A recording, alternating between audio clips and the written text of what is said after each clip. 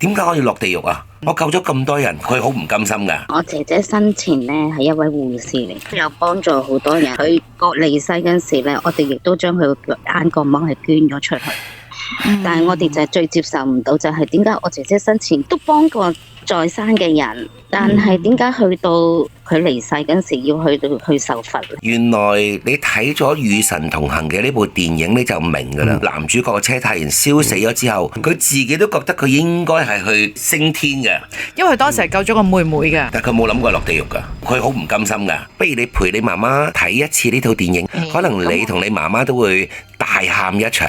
我哋要領悟下呢一個咩叫地獄道。我哋做人點樣可以做得好啲，將來唔使去嗰笪地方啊。當然要聽下法明師傅教我哋啦。首先一樣嘢呢，我哋係會研究一個叫前世因今世果嘅，有可能未必係你呢世當中所惹下嘅一個即係因呢一世係進行還。但係有可能係發生喺前嗰幾世當中。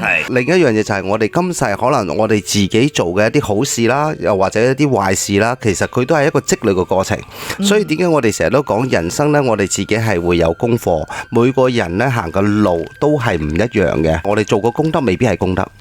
可能我哋自己傷害咗人，任何事情佢都有一個陰同埋陽嘅。咁喺陰間嚟講嘅話呢，其實佢就係一個定律，即係你錯就錯，啱就係啱。咁樣佢功不抵過嘅，咁啊亦即係話佢有一個審判嘅過程。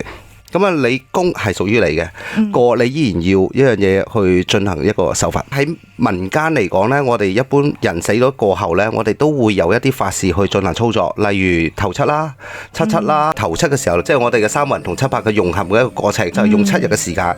咁用49日嘅時間呢，同親人之間嘅告別啦，適應呢個四維世界啦。然後到第749日嗰日呢，其實就係去地府嗰度進行審判。所以一般嚟講呢，我哋就會幫佢做一個即係關於超度啦，或者係解業障嘅法事，令到佢去到閻王嗰度咧審訊嘅時候咧，就減輕一啲即係佢自己嘅惡行。